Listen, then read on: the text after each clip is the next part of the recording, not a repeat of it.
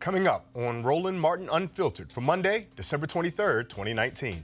Roland is continuing his pilgrimage in Ghana this week. I'm Ray Baker. I'll be your host for today. Black neighborhoods are food deserts in far too many cases. We'll look at a collaboration between churches and farmers that is working to solve that problem. A bill passed by the Senate last week will allow Liberians to apply for legal permanent residency, a privilege denied them in the past. A measure in the National Defense Authorization Act meant to keep white nationalists out of the United States military no longer mentions white nationalists. Okay. And another, as Roland would say, crazy-ass white woman, this time in Iowa. We'll tell you about it. It's time to bring the funk on Roland Martin Unfiltered. Let's go. He's got it. Whatever the biz, he's on it. Whatever it is, he's got the scoop, the fact, the find.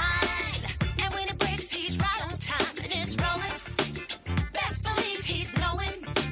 Putting it down from sports to news to politics. With entertainment just for kicks, he's rolling. It's on go, y'all. It's Roland Martin, yeah. Rolling with Roland now. He's funk, he's fresh, he's real, the best, you know he's Roland Martin now.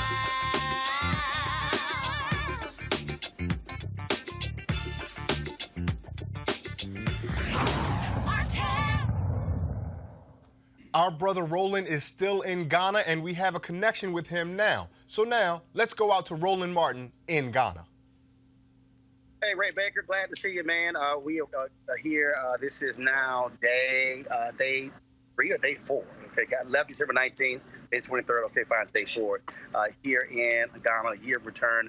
I actually have run into a number of fans of the show, folks from the United States, from Canada, from the UK, brothers and sisters from all over the place.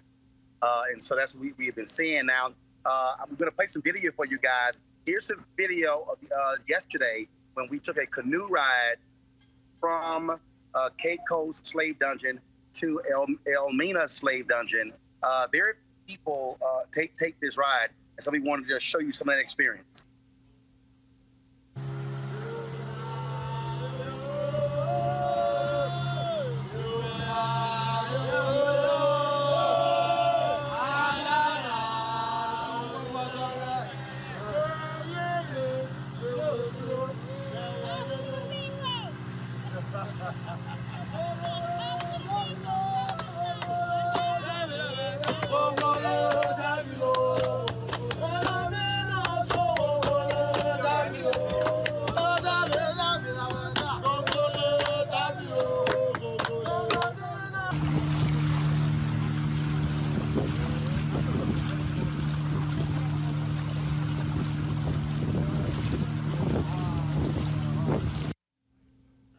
All right, folks, it's been really an unbelievable experience. We're putting together actually 2-hour special, Roland Martin Unfiltered.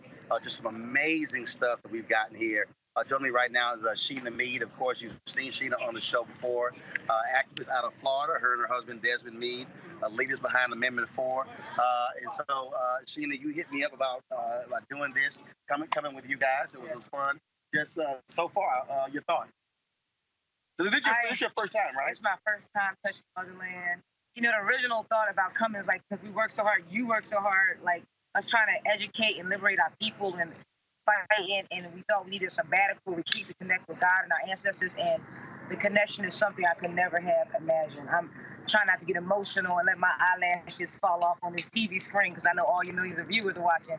But even tonight, it's just been a missing piece of history that is missing from our education system back in the States. Our people just don't know. I feel like when you know where you come from, you know where you're going. And I definitely have clear direction more on my purpose, what we need to do as a people, as Black people, how we help our motherland here. And it just feels good to be home. Like when you go home, you feel good, you feel safe, you feel secure, you feel good. And that's how I feel right now. I feel like I'm home.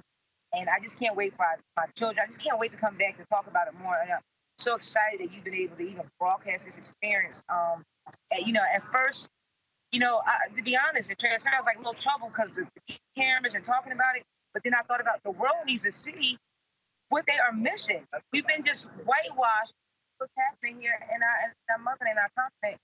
And I'm thankful for you, sharing with the world what we're experiencing, because people need to come back home and experience this. I mean, I am so surprised at the amount of people that have actually came home with their children. Today, leaving the hotel, we saw a couple that was at the Rabbi's restaurant, and they were from Toronto. And he said, it feels good to be able to be here and not be worried about getting shot by the cops for my children. And that hit me. And I'm just wondering, like, we got changes to make at home, and so I'm just honored to be here, looking for more of the experience. My spirit's been open and my eyes have been awake. Like, my eyes has opened and my spirit has been awake. Now, where we are, folks, we're here in Kamasa. We just had a spiritual experience here. One of the faith leaders here. We're gonna have Dahlia, who's with God Box, who will explain step on, come on. So tell the folks who are watching exactly what we just finished here. First of all, folks, I live streamed it on Periscope, but also on my Facebook page. It's a longer video on the Facebook page. But go to the Facebook page. You can check out the video. But tell folks exactly what we just experienced here. So we experienced a traditional ceremony where the priest and his priestesses get into the spirit, and then they pretty much call us on to come in and do a dance with him and to connect with him and to take us back to our roots, which is very essential because this is exactly where we come from. So this is a very important event for all of us and for our brothers and sisters that are coming home. And for the God Box tours, it's extremely important that we let our brothers and sisters experience these things. So there are a lot of people who are doing tours, people who want to come and visit down and return. Y'all have put together something different that is a very clearly defined spiritual tour as opposed to just coming to see God. Exactly. That's very important because without the reconciliation, without the reconnection, there's no point in just coming back to see because there's something happened historically, something happened, and we need to reconcile. We need to bring the brothers and sisters back together so that we can begin this process of healing and that's pretty much. Now, you're from where in the United States? I was born in Oakland, but my parents are from Hey, but you've been here for how long? 10 years. 10 years. Off and on all my life, but I've been living here permanently. Okay. Well, look, it has been certainly great. Today was, I don't think you can describe going to the river where slaves. So basically, folks, again, when y'all see the video, we posted some of it on social media. So go to my Instagram page, Facebook page, and my Twitter account. I can't wait till you actually see the special we're putting together. And so when the enslaved Africans were captured in northern Ghana, they were literally marched and changed 300 miles. 300 miles. And they went to this place where they took their last bath of freedom. They would take the bath, then be branded and sold, then march another 31 miles to Cape Coast Castle. And the crazy thing is that, in talking to the tour guide, many of you know Dr. Naeem Akbar. So in 2005, his group was here. And what we did was we just simply went to the edge of the water and just put our hands in the water and then washed our hands. When Dr. Naeem Akbar's were here, they actually went into the water, and one of their people came up with one of the balls and chains that was attached to one of the enslaved Africans. Okay, let me explain it to y'all again. Hundreds of years after these enslaved Africans went into that water, clearly a slave died in that water. And then once their body essentially withered away, the chains came off of their body. And so when Dr. Akbar's people were here in 2005, they actually hit one of those balls and chains. And they gave it to the place there. And then we actually tried to photo up some video of it. And they have it in a box. First of all, I can't wait to call Dr. Akbar, find out what that was like, to literally step in that water and one of the people hits a ball and chain that one of the enslaved Africans literally was attached to. I mean, when we were at the water, it was so peaceful and the water was flowing, and tears just rolled down all of our eyes. It was just troubling to know that our ancestors were dying there. the last bath. And in fact, across water, our guide also said in the whole area of bamboo, essentially for those who couldn't make it, they would just dump their bodies over there. They told me that area has never been excavated. Yeah. So the area has not been touched. He said it will never be touched. They will never go over there to excavate to see if there are any bones there. He said it has not been touched since those slaves were marched through there. A lot of history here. I mean, it's not in our books. It's not in our educational books back home. We're not talking about, but what I've learned on this trip, a lot of things that we do at home are actually traditions that came over. And so... Oh, this was a drum line from HBCU right here. Not even that. It was church. The shout, and, think the age. I'm thinking about the things that we used to laugh at our grandmothers that we used to say, oh, that's what are you doing? Now to know the significance of it. And I feel almost like a pride that my grandmother was passing it on to us. She didn't know, but now we know. And this is what the year of return is. It's about knowing where you come from, knowing the traditions, the symbolism. And so I'm definitely going to make sure that, bring that back home. And I'll say this, the last point. A friend of mine, she sent me a photo. It said, really on your cover from Donna. And she's actually on a pilgrimage to the Holy Land. And the thing is, there are any number of people who go on the pilgrimage to the Holy Land. And they literally retrace the steps from biblical days where Jesus walked as well. Well, this is actually living history where you're walking and you're retracing those steps. And as somebody who loves history, it really makes it all come alive because you're now understanding. And it goes way beyond just what we were taught, what we really were not taught in schools. And so I think that's what's also important. So again, I hope you've been enjoying our coverage. We've shot some amazing stuff, had some amazing conversations. I can't wait to share more of it with you. So tomorrow, what are we doing tomorrow? Tomorrow we're doing a tour of Kumasi, so we're going to the Yasantua Military Museum, we're going to the Asante Hines Palace, we're going to the largest West African market, where they're going to be able to shop and do all that, interact with the sellers, and then we might come back here for some more consultation. All right, folks. So again, we're here at Kumasi, Ghana. We certainly appreciate everybody who's watching Roland Martin on the Field. Be sure to share and like on YouTube, on Facebook, on Instagram, and Twitter as well. Share it, folks, far and wide. And we're actually running into people who've been looking at our coverage as people who hit me earlier and say, hey, I'm going to be there tomorrow. In fact, when we were at the river, I ran to Pastor Amos Brown out of NAACP board member, fellow Alpha out of the Bay Area. And what was crazy is that he hit me 2 days ago, saying on his way to Accra, and he was there with his children, his wife, and his family, and they were singing. I think it was Liberian voice singing. They were singing it, and so I didn't even realize. I knew they were bad parents. Before I see Amos, I'm like, oh, Amos, what's up? And so again, there'll be a lot of people we'll be running into over the next several days. We'll be at Kumasi today, tomorrow, and back to Accra on Wednesday. So, Ray Baker, we'll toss it back to you. That stuff is so vital, it's so important, and it's so heavy, and we're excited that you're doing it, and we're looking forward to what the longer presentation will be. And I want to encourage, as you said, all of your viewers right now to go to your social media page so they can see everything that you're documenting in real time as it's happening. And man, we just can't wait for you to get back and put together the longer special. We're really grateful for your work, Roland. Appreciate it. We're going to go now to our panel. Joining us on the panel is political analyst Dr. Avis Jones-DeWeaver on Skype. And here in studio, we also have Dr. Cleo Monago, also a political analyst, and Derek Holly, host of Reaching America On Demand podcast. Cleo, I was talking to you before the show started, and you were telling all of us about your time and experience, because you've also made that trip.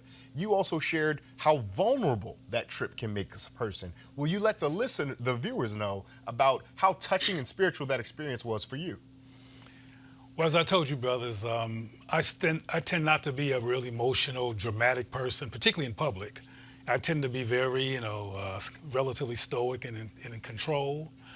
But when I went to the Cape Coast dungeon, some people call them castles, some people call them dungeons. I think dungeons is the most appropriate description of the place.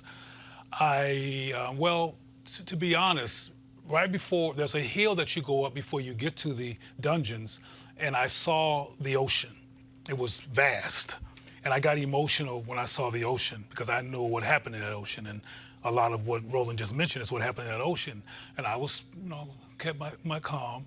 Then we went to the actual Cape Coast Castle, and I walked onto the grounds, and I fell on the ground and went into a fetal position, and my body got cold, and I started crying and shivering. Didn't expect that. That ain't me. And a sister named Marimba Ani, who wrote Yurugu, in case some of you want to know who she is, was watching me as if she knew. Okay, let me just yeah. And then her and another sister came and picked me up and took me away, and I was like, I couldn't believe it. I was doing this, and also Naim Akbar, Dr. Naim Akbar was there. But one of the highlights of it, and there were many, was seeing King Osei Tutu. We always hear about Queen Elizabeth and her court and her children and her in-laws, but there are African kings who have bloodlines older than the kings and queens in Britain. And King Osei Tutu, which I hope Roland gets a chance to meet, is the king of the Ashanti Kingdom, which is in the western region of Ghana, who's a real king with a court, and he got Benzes and what's that other B car that's really big and expensive? Bentley, all that. He's a real king. The whole queen. Yeah. And we saw that, and I was very emotional because you would think that was not the case because we didn't hear about it. But I'll close with the fact that we went to Cape Coast, Kumasi, Amina. But what was interesting about what Roland just showed me, which I was impressed with, is that they took a boat from Cape Coast to Elmina. We didn't do that. We took a bus. If we'd have gotten that water and took that trip from one slave dinner to another, I think I probably would have fell out in the ocean. So I'm glad that maybe it's a good idea I didn't do that. But it's a wonderful thing that all black people and Africans should do. I want to go to Dr. Avis for just a quick second on this. Dr. Avis, particularly with your experience as a political analyst and understanding the ways in which Americans learn and process information, how vital is this, would you say? How vital is this, not just to black Americans, as Cleo ultimately said, but to all Americans because of the impact that black Americans, which ostensibly means Ghanaians, have on American culture? I didn't say all Americans. I said all Africans. Well, it's definitely important that we have a more full understanding of the history of African Americans in terms of all that led up to that slave experience and really what that meant. We get, quite frankly, a very whitewashed depiction of it through the history books in this country. Yep. And I, too, was fortunate enough to be able to spend some time in Ghana and to be able to spend time on Cape Coast and also visit the river that Roland was just mentioning. And I have to agree with my brother there that it's an educational experience, absolutely. But it's also an emotional experience and a spiritual experience. And, I am someone who, I kind of describe myself almost like my natural tendency is to be a Spock-like, very logical person, but when you're in that space, the spiritual reality of that connects with you. You can feel the pain, the emotion, the sorrow, the hurt that took place in those spaces that were bathed in cruelty and evil. And you really have to be there to really get the full sense of what I'm talking about. So I just want to echo what Roland mentioned a few minutes ago. This is a pilgrimage that every African descendant throughout the diaspora needs to take. Because you need to know from whence you came. And you need to connect with it not only intellectually by reading about it in books. You need to connect with it spiritually by being on the land, by stepping your feet in the water, by taking those steps that your ancestors took so that you can feel what your ancestors felt and be able to connect with them throughout the spiritual connection that we all share with the universe. That's impactful words, impactful. And I hope that all of the listeners and viewers truly take to heed what is being said. Particularly, I would just like to opine that we have two folks who are esteemed PhDs who themselves describe as left-brain rationalists. talking about being overcome with the spiritual and emotional experience of being there. I think that's a good place to leave that particular point of our conversation. We're going to take a quick break, and when we come back, we'll have all the rest of the news about what's going on here in the United States for you, right here on Roland Martin Unfiltered. We'll be right back. You want to support Roland Martin Unfiltered? Be sure to join our Bring the Funk fan club. Every dollar that you give to us supports our daily digital show. There's only one daily digital show out here that keeps it black and keep it real as Roland Martin Unfiltered. Support the Roland Martin Unfiltered daily digital show by going to RolandMartinUnfiltered.com. Our goal is to get 20,000 of our fans contributing $50 each for the whole year. You can make this possible. RolandMartinUnfiltered.com. Marijuana momentum continues. Our friends at marijuanastock.org have already reached more than half of their funding goal for the hemp CBD investment. That's right. If you want to take advantage of this great opportunity, you need to do it now because it won't last much longer. If you don't know, I'm talking about the hemp plant, the good cousin to marijuana with a much higher concentration of CBD. That means hemp gives you all the medical benefits of marijuana without getting you high. Also, hemp farming is now legal in the U.S., creating one of the largest commodities worldwide. It's an incredible investment opportunity. And that's where the folks at 420 Real Estate come in. Their business model is very simple. They buy land that supports hemp CBD grow operations and lease it to licensed high-paying tenants. That's right. They are hemp CBD landlords. Now, you can get in on the action by simply joining their crowdfunding campaign and investing as little as $200 up to $10,000. Again, $200 up to 10 grand. Now you must do so before the fund is closed. To invest, go to marijuanastock.org. That's marijuanastock.org. Food deserts are areas in which residents are hard-pressed to find affordable, healthy food. Those are most often found in poor, urban neighborhoods across the United States, all those pretty words for black. With few supermarkets or farmers markets, it's easier to find a Slurpee than a smoothie, and cheaper to get the Big Mac than to grab dinner at the salad bar. Well, the Black Church Food Security Network is an association of congregations, farmers, food advocates, and community activists working together to create an alternative food system in the Baltimore metropolitan area and beyond. Joining me now to talk about that is Pastor Heber Brown III, the organization's founder, and I'm grateful to say my pastor. Pastor Brown, thank you so much for joining us here on Roland Martin Unfiltered. Thanks for the opportunity. So for folks who are unfamiliar, tell us what the Black Church Food Security Network is. Certainly, yeah. It's an effort to organize the vast resources that Black churches own and connect them with Black farmers and Black communities to create our own community-controlled food system, because we recognize that we cannot have really control over our health as a community until we have power over our plate as a community. And so we're excited to be doing this work. You also bring in the black farmers there. We remember, those of us who cover politics, remember that some time ago that black farmers were needing a settlement from the United States government for all the years of racial discrimination, and yet it just the can got kicked down the road. How vital is it to you all to be doing business directly with the black farmers themselves?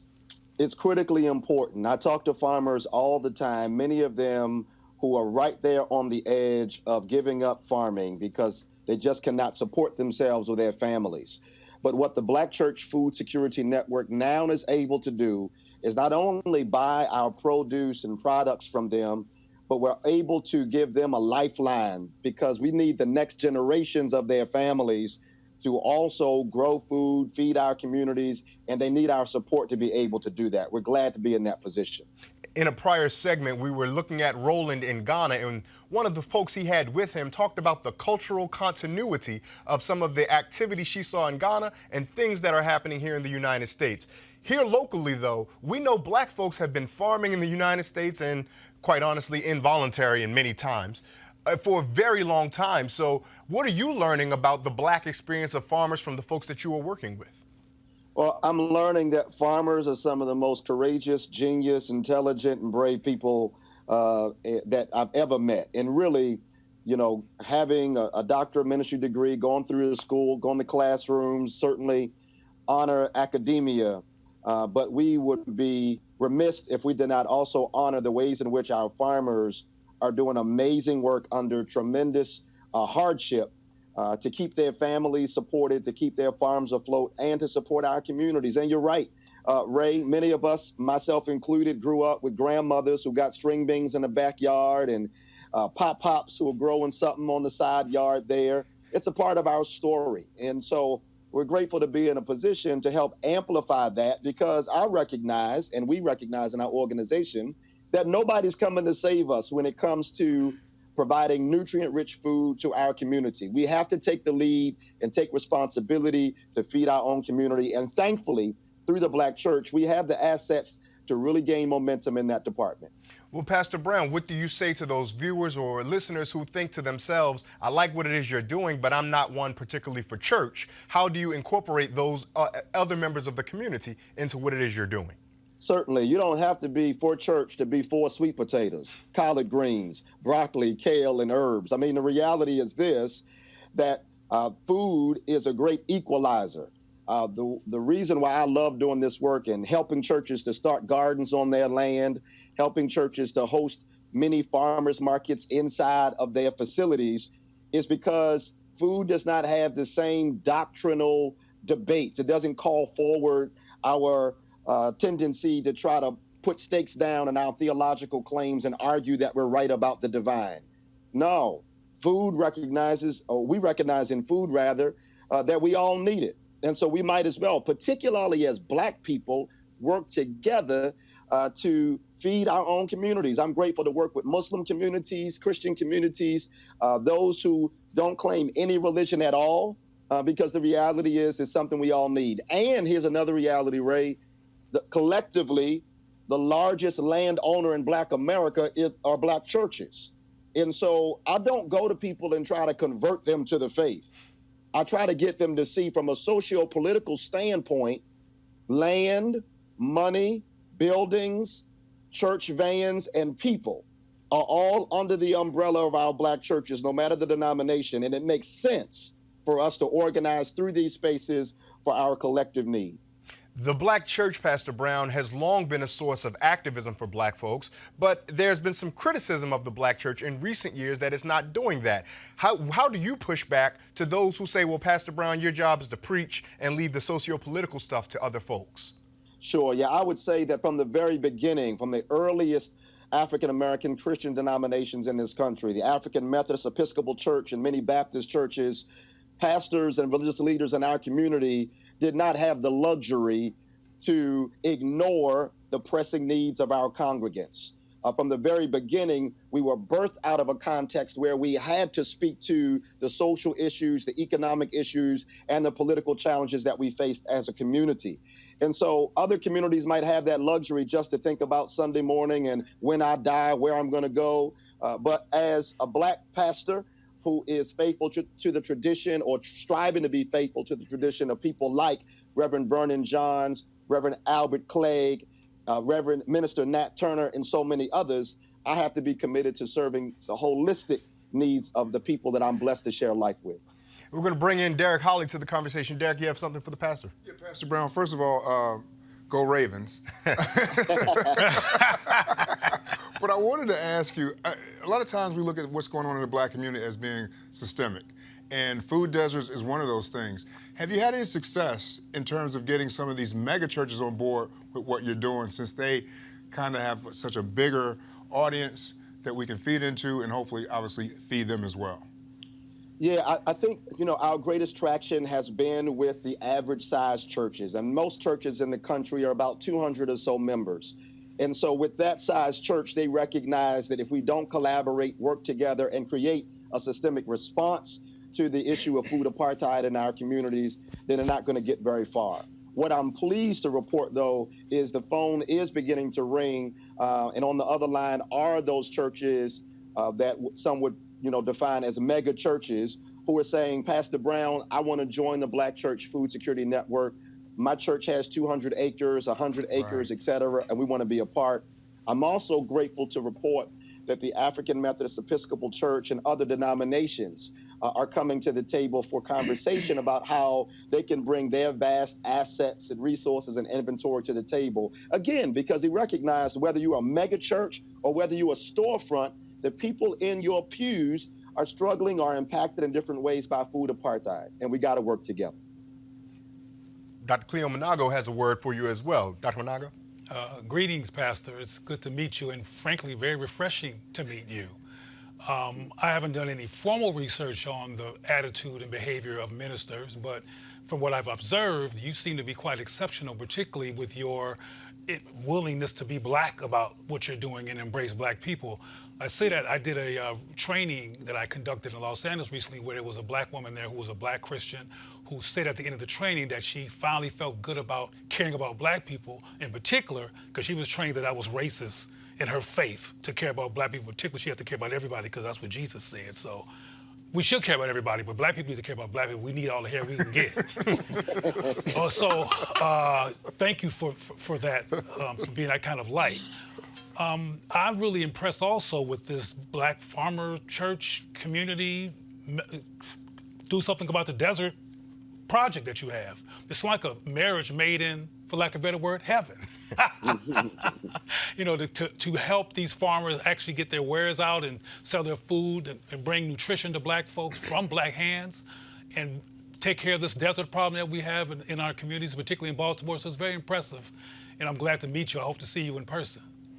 Well, likewise, I'm grateful for the kind words, and I must say, I wish I was as exceptional as I may seem. The reality is, though, I am one of many. There's a large congregation and rather a large organization of unapologetically black and unashamedly Christian pastors around this country. The problem is we don't often get invited to television for obvious reasons. Yeah. We're not front and center, but everybody from the Samuel DeWitt Proctor Conference, everybody from Dr. Jeremiah Wright, Dr. Freddie Haynes, so many like Reverend Dr. Valerie Bridgman. I mean, it's a large community. Dr. Earl Fisher in Memphis. So we always been here. We never left. The tradition of pastors who are following in the path of people like Nat Turner and Gabriel Prosser, Henry Highland Garnett, and so many more. We've been here the whole time, and I'm grateful that through this program and many others, people are starting to see that the black pastors who ascribe to that Western European perverted form of Christianity, those who have stolen the way of Jesus, Yeshua, and made it a handmaiden to white supremacy, that's not the only way to follow Jesus. In fact, that's not the best way. It's not the accurate or authentic way. So I'm grateful to be a part of a community of people who are trying to shed light on that. No wonder he's your pastor. Anyway, I'm glad you mentioned that there are others. And I'm glad you put it in context that the press doesn't give a lot of favor to pro-black people and ministers in this instance. Like we know how Reverend Jeremiah Wright was treated by someone who wanted to make sure that black people got in the White House. Anyway, that's another story. Yes, but sir. I think it's important, again, that you actually made me clear, again, that there are others like you, because I need to know that. I would also add that a lot of blacks are not familiar with the term food desert. And so, even if they're in the desert. Even if they're in the desert. They don't know it's a desert. They don't know, they've never heard that term food desert. So if there's a way, Pastor, I can assist with you in just getting the word out with just about food deserts, maybe we could pen an op-ed or article, something like that, they could run in a black publication that talks about food deserts and the network. That would be something helpful, and I'd be willing to do that. Pastor Brown, I do want to ask this question. Folks are hearing that you're from Baltimore and you have the O's hat on and all of this about Baltimore, but the Black Church Food Security Network expands beyond. Would you let the listeners and viewers know more about the work that you guys have done outside of Baltimore and the reach that it could potentially have should you get more partners? Absolutely. So yes, thank you. It started in Baltimore in the midst of the Baltimore uprising, 2015, in the aftermath of the murder of Freddie Gray. And after his death, the city goes up, there's protests, there's demonstrations everywhere. In some of the communities that were near the epicenter of the protest, their corner stores were shut down, public transportation was stopped, a curfew was placed on these communities, and the phone at the church started ringing because people knew that Pastor Brown and Pleasant Hope Baptist Church grows food. And once they started calling us for food, I was able to connect with some farmers I knew. The farmers brought food into the city, and then we piled it up on our church bus, and I drove it around Baltimore and got food to our community. After a couple of weeks of doing that, we realized that we had a systemic response to the issue of food insecurity in our community. Since that time, though, I've gotten calls from pastors in Ohio, North Carolina, Virginia. We're spreading out well beyond now. We have partners as far south as Georgia and Tennessee, as far north as Ohio, as I stated. The calls keep on coming, the emails keep on coming. And listen, I'm not trying to fly into any city or any other pastor's congregation and be a Superman. But I am trying to help us think about how we can reimagine what we already own, that not only will bring vitality to or bring a renewed sense of spirit to your congregation, but also would bless your community as well by providing something that we all need. And so check us out on blackchurchfoodsecurity.net to connect with us. I would love to be an extension of your staff, Pastor, and a partner in your community to meet a need that I know is resident in your congregation. Pastor Brown, before we get out of here, I do want to bring in Dr. Avis DeWeaver to offer her thoughts or questions that she may have to you regarding the Black Church Food Security Network. Dr. DeWeaver, go right ahead. Yes, I just want to say this is amazing. And it's funny because this show is like echoing my life in so many ways. I'm a descendant of farmers. My grandfather was a farmer. And though my father had a different business, we also raised all sorts of fruits and vegetables on our land. I remember picking corn and string beans and watermelon and all of that we grew, and essentially in our backyard, in addition to raising tobacco and selling tobacco as a side business as a child. So, you know, this resonates with me on so many levels, but it also resonates with me when I think about the fact that you are addressing the very important issue of food deserts in our communities, where oftentimes we pay so much more for food that's so much less healthy than foods that's available in other communities. And I think about the implications of what you're doing in terms of improving the health of Black people, as well as the economic strength of our community by supporting Black farmers. So could you talk a little bit about what you see as the long-term effect of this win-win situation that you have created through this network? Doc, you just made my heart do a backflip in my chest, because the big vision and picture of is this. Once we prove to ourselves that we have what we need already in our hand to take care of a basic need, then that spirit gets contagious. And the questions start to rise up and say, well, if we can feed ourselves, what else can we do? And it puts us in a power position to negotiate with other communities, not from the kiddie table, but eye to eye, because now we have created economy for our community. Now we have improved our health. Now our children don't have to beg for jobs for other people, but we can employ them ourselves, because the food system, as you know, Doc, is so expansive that we don't need everybody in overalls farming out in the field. We do need journalists in our agricultural projects. We need scientists. We do need food safety inspectors. We need those in marketing. And so it's really a great universe that I pray that we seriously look at. And let me just say one last word. I'd be remiss if I did not uplift the work of a wonderful organization called Black Urban Growers. And Karen Washington, who's one of the founders of Black Urban Growers. She pushed us recently, me in particular, with the term food desert, because she said that term gets lobbed into our community from the outside. And it's a deficiency model that doesn't allow us to look at what we have in our hands. So she chooses the term food apartheid to really recognize that it's not just distance to the grocery store that's the issue, but it's also the history and legacy of redlining that is still alive and well in our communities. It's economics, it's gender, go on down the line. And so that term really stretches us to see, wait a minute, this is an intentional construct to oppress us. So that means we need to create a systemic response to free ourselves from it. And I'm grateful to be a part of that picture. Pastor. Before we let you get out of here, Pastor Brown, one of the things that you just touched on, which I think is vital, that folks might not even know how this works, is how the actual food that is grown gets to the worshipers and the people of the community that you seek to serve. So if I'm understanding correctly, that you all realize that you have your members already at church, so what better place to provide produce for them than at the church? Tell the viewers how that comes.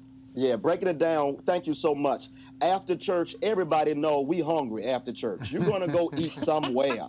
And the reality is we take our dollars and we go put it in stores and places that are not committed and are not advancing the interests of our community. And so how this plays out, for example, at my church, right after the benediction, I have the farmers and the vendors lined up in my multi-purpose room, and every black church got a multi-purpose room. Right after the benediction, the congregation comes out, they go into the multi-purpose room, they buy directly from farmers, they shake the farmer's hand, they can ask questions about how it was grown. They also support other food-related businesses, but it all happens right there on Sunday, so that people have that opportunity to support right there, right after worship. And our seniors love it because they get the chance to get their produce right there at the church and go home without making extra stops. And so finally, let me say real quick, also to make this happen, it means I drive south and I go and I visit black farmers at their farms. I pick up produce from them. And I say that because I think it's important for any pastor watching me, that if you're looking for like a microwave solution to our systemic oppression regarding food apartheid, then you're going to be holding your breath a long time. We got to be willing to reimagine how we show up as pastors and what it means to be in ministry. It has to go far beyond the pulpit on Sunday. And I invite you to join me in reimagining and praying about what the image of a pastor needs to look like for the sake of our people today and in the future. Pastor, this is a digital platform, so if folks want to find and follow what it is that your organization is doing digitally, please let them know where they can do that beyond the website. Absolutely. So you can find us on Twitter and Instagram, Black Church FSN, as in Food Security Network, Black Church FSN. And you can find me also on Twitter and Instagram, Heber Brown, Heber, last name Brown, spelled like the color. I'd love to connect with you, and I appreciate this opportunity. Pastor Brown, thank you so much for joining us here on Roland Martin Unfiltered. Thank you. I wonder if the pastor realizes or understands something called candomblé. Are you familiar with that? Go explain for the viewers. Candomblé is church in Brazil. And a candomblé is a spiritual experience where they bring food. Matter of fact, the first time I had a lingeringly positive church experience was in Brazil at a candomblé, where as opposed to passing out offering to get people to give to the church gave the community food. And it sounds very much like candomblé, and that's also something that originated in Africa as well. I was just going to say that, Brother Manago. What it sounds like, Africa showing up all over the world. Yeah. We're going to take, on that note, we're going to take a quick break and come right back with more of Roland Martin Unfiltered. Hey fam, want to check out Roland Martin Unfiltered, the blackest show on all of digital, cable, and broadcast. Check out our audio podcast. There's only one daily digital show out here that keeps it black and keep it real. As Roland Martin Unfiltered. Press play.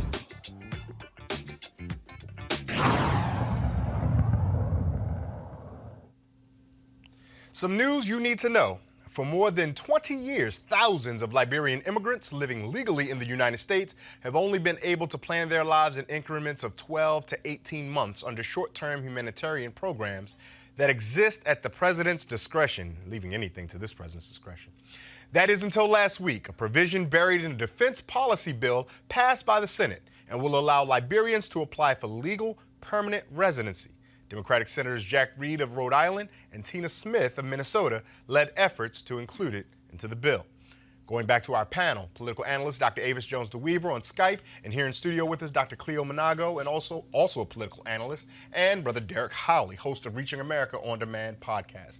Dr. Avis Jones-DeWeaver, I'm going to start with you on this. Do you think does this specifically let us know how so many of our senators probably don't read the bills they're passing? Good question. I think it does tell us that, because I highly suspect that if they had, they would have tried to pull it out. But thank God it slipped through, because this is a long overdue advancement to make sure that the Liberian Americans who are here can apply to be able to stay here permanently. A lot of them came here actually fleeing a huge civil war in that nation that literally was a human rights atrocity on steroids. So they had to come here to save their lives. And so it's wonderful to see now that finally we have some advancement in Congress that looks like it's going to be able to create a situation for them where they can be safe for the long term. Derek, how do you imagine that this changes the way that Liberian Americans either think about the United States as their new home, perhaps, or even just think about themselves, their lives, and their families moving forward? Well, I know a couple of people who have been waiting on this particular piece of legislation to come down. And so it's been very, very important to them having to not know what's going to happen or take place from year to year. So it's been a big deal for them. And so I would say that I do think the senators do read this bill, okay? They saw it, because this is the same bill, okay, that we're going to talk about in a little bit later about another thing that was in there. Yeah. Well, they may not read all of the bill. Because it's the same bill that took out that piece. So I would say that it's a great piece of legislation. And believe it or not, it came under the Trump administration. And this bill, something like this, has been pending for decades now. And so the Trump administration pushed this thing through. Now, maybe everybody didn't read it all, okay? But it did go through, and I think it's going to help a lot of people. Broken clock, Derek. Broken clock. Cleo, your thoughts on this? Yeah, I agree with you. I tend to think they probably did read it and did like this, and went on to the next thing because it was Africans. But this is an interesting full circle because, the United States created Liberia. Yes. That's right. And those wars that Dr. Avis referenced are not necessarily independent. There's external irritants that are keeping the war there. It's a similar vibe to what's happening in Haiti in terms of keeping stuff going on because they don't want black people in the West outside the United States to be independent and powerful. But it's an interesting phenomena that they finally get to become American citizens. But again, a lot of people don't know that Liberia is really a United States creation. There you go. And that they were formerly enslaved and went over there under white folks' tyranny to be controlled over there. I mean, Liberia is named after a white general. But interesting, we'll see how this occurs. Maybe this will result in some of the warfare ending over there in terms of a connection being made with the people here getting more resources. And if you pull up and look at their flag, it's identical to the United States flag, except for the one star. And it should be, considering we formed of the nation, exactly. and the capital being Monrovia, named after James Monroe.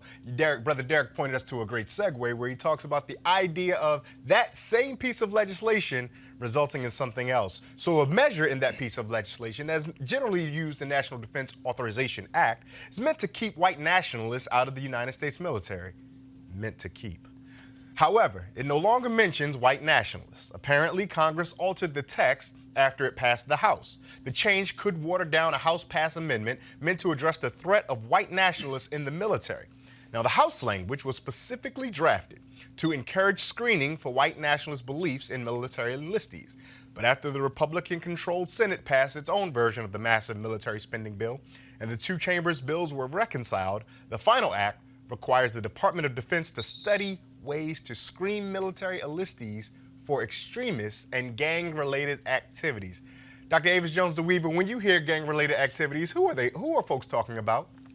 This is a continuation of the ridiculous oxymoron of Black identity extremist. Okay, it's absolutely fiction and ridiculous, especially when you put that up against the reality of year over year increases in hate crimes in America. And you look at the statistics in terms of who are most likely to commit those hate crimes. And you find that over 3/4 of people who commit hate crimes, not even hate crimes, domestic terrorism in the broad sense in America, are people who subscribe to white supremacist ideology. So the problem that we have in this nation that is a very real and growing problem is this problem of white nationalism. And it's not a secret that a number of white nationalists intentionally enroll in the military in order to get training on weapons and warlike tactics. I also, quite frankly, believe clearly we have white supremacists not only in and around the White House, but in and around the Congress. And those are those individuals who I believe very purposefully took the specific language out of that bill to make it easier for their compatriots to be able to subvert military training in the way that they have, but now to be able to do it even more broadly and more overtly. And unfortunately, be able to use it against American citizens in the way that they have been for many years now, in terms of the increasing levels of violence that we're seeing in this nation, specifically related to white nationalist hate. Cleo, you talked about how the folks took that bill and just pushed it straight ahead. Was it perhaps even some there going, you know what? I'll do this good thing for Liberia, and that'll give us some cover for this. So you should be reading folks' minds. All on camera and stuff. Because that's exactly what I was thinking. I was thinking, okay, see, before I even go there, I want to just say this. we complain about these white supremacist tactics, but it takes tactics to win. And black folks need to have some tactics. And what I mean by that in terms of an example of a tactic is what you just said. What's his name, the guy who's president? Trump. He wants to win. He wants black votes. He's been doing all kinds of stuff with black folks recently and, doing photo ops, and now he's doing this Liberian thing, and so we can clap for him and be glad that he's there and want to support him. But then he on the down low until you open your mouth or Roland Martin somebody and mention he took the white controls of white evil and insanity out of the legislation so there would be nobody monitoring that. So they're being strategic. And we call them evil, but white people want to keep power. And we want to have power as a people. And I don't think we want to have it in unprincipled ways that murder and slaughter folks, but we need to be strategizing and being awake to each other to organize toward having power. And frankly, that's what they're doing. And because it looks like in terms of numbers and on a quantitative basis that they might be losing, they're stepping it up. And I think we should be stepping it up too. Do you guys think there's a difference between a white nationalist and a white supremacist? Or you think they're one and the same? Well, in terms of outcome and agenda, I think they're the same. Before we go further, Dr. Avis, explain. You said, yes, there is a difference. Would you elaborate on that, please? Absolutely. So the whole ideology behind white nationalism is the goal of having a white state. It's the idea that only white people should should have power within a governmental system. And so the idea specifically to maintain the reins of power in a government, specifically in white hands, which is different than white supremacy, which is about a sort of generalized notion around the supposed superiority of the white race. White nationalism has a specific goal that relates to power in governmental institutions, and that's exactly this ideology that unfortunately has been turned loose in our White House and in our administration. And you can see it by their behavior. It's not just this idea that they are mistakenly believing that white people are somehow superior. I don't really care what people think in their own delusional minds. It's when you use your power specifically to be able to take the realms of government and use it and contort it specifically for the advancement of white people and the exclusion of everyone else, and wield it as a weapon against everyone else, specifically in order to lift up white power structures within the governmental system. Well, I'm a black nationalist then. Black power. I still say when it comes to outcome and mindset and agenda, they're the same. And people who are now considered white nationalists who did the work to become part of the Senate, part of Congress, to become policymakers, they started off without that kind of capacity with a white supremacist perspective. And they just use that white supremacist delusion psychosis as a driving force to have the ambition to get into these places. Sure. But they both want us out the way. Agreed. And supremacy starts, the myth of supremacy, because they ain't supreme. They're not even remotely supreme. The Civil War. Look at Reconstruction. Most of the folks who in the Civil War, they didn't own slaves, but they got them people to fight off the myth that they were better than us. Hence the white supremacy movement that started back then and it continues to exist to this day. Mm-hmm. The supremacy predate the belief or the myth, as Dr. Cleo offered. Delusion, grandeur. Absolutely. That dates prior to, and there have been some important work and research that's been done about it. Cedric Robinson's written brilliantly about it, C.L.R. James, and currently Howard University's Dr. Joshua Myers gives a talk largely around, right now because of 1619, the year of the return, he gives a talk that gives work predating the 1619 and the way that Europeans had been working to enslave Africans, bring them to what they would later call the new land in that space. Gotcha. Something for our viewers to consider on this last note about this. We remember recently, very recently, at the Army-Navy game where those enlisted students flashed white power signs, and we can relatively comfortably say they're white power signs because we are well aware enough to know what signifying means. So when you do a thing that is indirect or has a different message, so when someone comes to call you on it, you have what they call plausible deniability. That one's from my students at Towson University in our African American rhetoric course. Now it's time for one of Roland's favorite segments. No charcoal grills are allowed.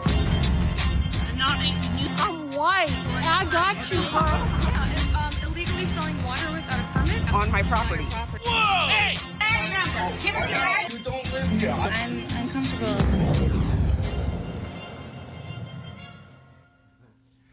So this is about Nicole Marie Poole Franklin. Got enough names there. Nicole told police she intentionally ran over a 14-year-old girl on a sidewalk because she thought the teenager was, quote, a Mexican, close quote, according to the Clive, Iowa Police Department. Now, they originally thought it was a hit and run. 14-year-old Natalia Miranda was walking to an activity at a junior high school when the vehicle jumped onto the sidewalk and ran her over. Franklin is being charged with attempted murder and being held with a $1 million bond.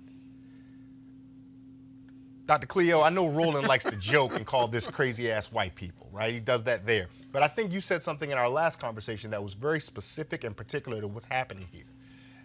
Folks with this ideology of supremacy, of singular nationalism, and any myriad of ones that center whiteness, not even their ethnic ancestry, but just this general vague whiteness, resorting to violence to communicate their disdain or displeasure with another human being. What are your thoughts about that? Well, to be quick, we're familiar with domestic violence, right? We're familiar with how a violator attempts to get their quarry or their victim to hate themselves and feel worse about themselves so they can control them. I say that because I don't believe this white woman or most white people actually feel superior. I think they feel threatened. I think sometimes they feel jealous. I think sometimes they feel envious or even less beautiful, if you will, and they can't take it. So some of them are crazy enough to do what this person does, and like, I gotta ruin their day. I gotta do something because I feel completely challenged as a human being by their existence. And I think it's very important to take that perspective as opposed to buying into the alleged the superiority, because I've had the opportunity, well, I've had the experience of enduring white people and whiteness and when I went to college in different places, or when the Xfinity man comes to fix the, because I was talking about used to get in my house and they do that. And I'm real clear that they don't feel superior to me. And I doubt they're gonna feel superior to you or you. They feel lucky sometimes to even be in our presence, but they have this white supremacist illusion to count on when they're feeling particularly bad about themselves, because they go through this illusion, well, at least I'm white in a white supremacist system that will affirm my ridiculousness. And I think this woman ran over this child because she had a mad moment of needing to put somebody's lights out because she felt inferior to them.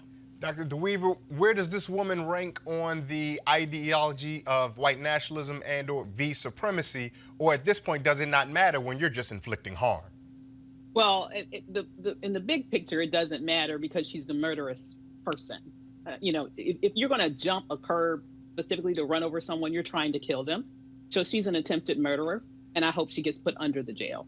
But generally speaking, I believe that I would be very interested to know if she has any connections to white nationalist organizations or white supremacist organizations. And the reason why I say that specifically is that she went out of her way to say she did that because she thought that girl was Mexican. You have a president who is forever, constantly, really being very racist in his language, particularly targeting Mexicans and Latinos. And there is a lot of focus on that demographic within white nationalist communities because they know that with the changing demographics in this nation, and we've talked about it a lot on the show, this nation is going to flip over to be a majority people of color nation within the next less than 25 years from now, within a generation. The biggest ethnic group that is leading to that flip is the Latino community. And to me, that's why there is such a strong focus on that community in Trump's rhetoric. And I also believe if you look at what he's doing, Cleo was right in terms of how he's having these overtures to the Black population, particularly now that he's near re-election with the Liberian thing, with signing the bill around HBCUs, other things that he's doing right now. The reality is, if you look at the birth rate of African Americans in recent years, it's actually gone down. So as a specific demographic, we are not a threat to their proportion in the population. What's really going to be a threat to them no longer being the majority of people in this nation is the rising not only birth rate, but also on top of that, the immigration rate of Latinos to this nation. So they feel most threatened by that specific community. So I would not at all be surprised if this woman has connections to white supremacists or white nationalist organizations, because it is that particular group that those communities, particularly, as I mentioned, white nationalists who are interested in maintaining superiority in the nation, it's particularly that group that they tend to target, because they see that group as its primary threat as it relates to maintaining their position as the majority group in this nation. Yeah, I was just going to say, go ahead. I'm just going to add there, yeah, definitely a threat. But I don't think it's just white people that feel this way, because we can go right down to Fort Washington, Maryland right now. I just had a conversation with a young lady who screamed out, a black woman who's told this Latino, go back to your country. And so it's a lot of black people that feel the same way, have the same remorse against illegal immigrants. Or supporting Trump as a result. Possibly even supporting Trump as a result, but it's not just, I wouldn't just label it as just a white problem with the situation with illegal immigrants. I'm curious to push back a little bit in only this way, right? We saw some of this happening to some of our Arab sisters and brothers right after 9/11, that there were even black Americans who were critical or hostile toward Arab Americans. But we don't see the violence among black people exacted upon others for their othering in similar ways that we see violence exacted upon. Well, you could point to what happened up in New Jersey just a couple of weeks ago. Derek, that's a great point. And for those who may not be aware, Brother Holly is referencing those the folks from the Black Hebrew Israelites who went on had violence and went on a shooting spree against some Jewish Americans in New Jersey. I think that conversation demands some unpacking about religion, around ethnicity, and around culture. While we can unequivocally say the violence was abhorrent and wrong, period, singular. Absolutely. The Black Hebrew Israelites are particularly unique, even within black spaces, in the way they engage other people, in the way they engage other black people, right? If we think back to the time that we saw those MAGA students yelling at the Native man in Washington, D.C., who was a former armed forces retiree, that all was precipitated by Black Hebrew Israelites who were engaging that Native man in the first place and engaging those students in some context there. So I do think that has some further investigation that would make this a little bit less apples to apples and more apples to oranges, so to speak. But your point remains valid. And to Cleo's point about the question of those folks now supporting Trump, black support for Trump has been inexplicable on every level, at every turn, in every bit of curiosity. I'm telling you, I'm from Compton, California, in Watts, which is now predominantly Latino. And there's some black people who live there who are very resentful of that change and who are mad about Latinos crossing the border, because California is right by the border. Do they know? And they're supporting Trump. Do they know Los Angeles is not an English word? Well, frankly, look, wait. See, we don't got time to get in that, because Los Angeles is a colonial word too. Yes, from Spain. Fair. Yes, okay? Yes, so you're right. That's true. It's all colonial. What's more relevant in terms of history and culture is that the people who we call Mexicans, etc., are from this land, which is your point. Yes. But the point I'm trying to make to you, look, Compton is, what's that movie that came out? Straight out of Compton. It wasn't straight out of Comptina or Los Compton. It was straight out of Compton, where I'm from. And I'm used to Compton High School, black folks. So all this information that you just gave, which is absolutely true, is not necessarily in the context of black people who have had communities there for ages, who feel like this is their community. And there's been people from the Latino community attacking black people. You can find it on the news, LA Times, who've been attacking black people and threatening black people to make them afraid so they can leave those communities. And so there's an unsaid conversation, which I think you kind of address a little bit, that's happening among black people who are feeling the same way about Latinos, but they're not running them over.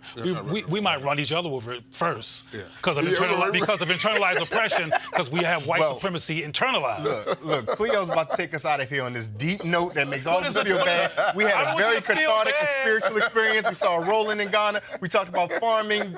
Avis told us about picking green beans, and I'm going to close us on Avis being the most well-lit Skype person I have ever seen in my life. It's lit up, Avis. It's lit up. look how, I mean, seriously, man. Her lighting is better there than on some TV sets, get it man. That is together, we'll do it. fantastic. Avis don't play. Avis, it's been so long all. since I've seen you, so it's so good to see you and reconnect with you here, particularly right here around the holiday season. Thank you for joining us. Thank you for making a way to join us by Skype. We appreciate it. Absolutely. Tell folks where they can find and follow you. They already know if they're watching the program, but remind them if they're new. Absolutely. So you can follow me on Twitter at Sister Scholar, and you can find out more about my book and me at blackwomenlead.com. Absolutely. And Brother Derek Holly, we're so grateful to have you here. Appreciate you having me. We know that you got some family stuff to take care of right here for the holiday season, so we're going to get you out and make sure you enjoy it. Brother Cleo, it's always a pleasure. We appreciate you, your time, your experience, and your wisdom on some of the things that get overlooked, some of the things that don't get discussed on those platforms, and we're grateful for you here. So let us know. So can I leave my info like Dr. Avis did? Go ahead, Cleo. Go ahead. My name is Cleo Monago. I like long walks on the beach. And you can find me on Facebook at Cleo Monago. You can find me on Twitter as Cleo Monago. You can find me on Instagram as Cleo Monago. And on Google as Cleo Monago. And I run the Amasi Center for Black Wellness and Culture in Baltimore. And you can find us at AMASSI Amasi. And that's enough. Absolutely. Brother Holly, you have a podcast too that I want to make sure. Derek Holly, Reaching America On Demand podcast, and follow me at DJ Holly on Twitter and Reaching America /Facebook. Absolutely. That concludes today's edition of Roland Martin Unfiltered. I hope that you enjoyed the show. I did, even if you didn't. The show will be airing taped interviews for the next 3 days, so all the staff around here, they can finally get a chance to go home, reconnect with their families and loved ones, spend some time, and enjoy the holiday season. And so I know that for some, the holidays can be a difficult time. For many people, you may be missing someone, you may be grieving someone, you may be losing someone. I want you to know that everybody here at Roland Martin Unfiltered, myself, Roland, all the panelists, our thoughts and prayers are with you as we convene to have a moment with our families this year. We're thinking about you as you have yours in the absence of your loved one. If you want to find me on Twitter, you can find me at @_RayBaker_. Look forward to conversing with you and being in community and conversation. I want to take this opportunity to thank Roland Martin for giving me the opportunity to fill in for him, and the wonderful staff here at Roland Martin Unfiltered, always having us prepared and ready to go. Make sure you guys get a high quality project. So enjoy the holiday season, whichever iteration that you enjoy it in. Enjoy the holiday season, enjoy the family, the time that you spend, and go ahead and do as our sister Zora Neale Hurston would say. She goes, happiness, we black folks, we want happiness to know that we are glad it came by to visit us, because it don't come around here too often. And in the words of the Yoruba proverb, if we stand tall, it is because we stand on the backs of those who came before us. From everybody here, I'm Ray Baker. You have a good night.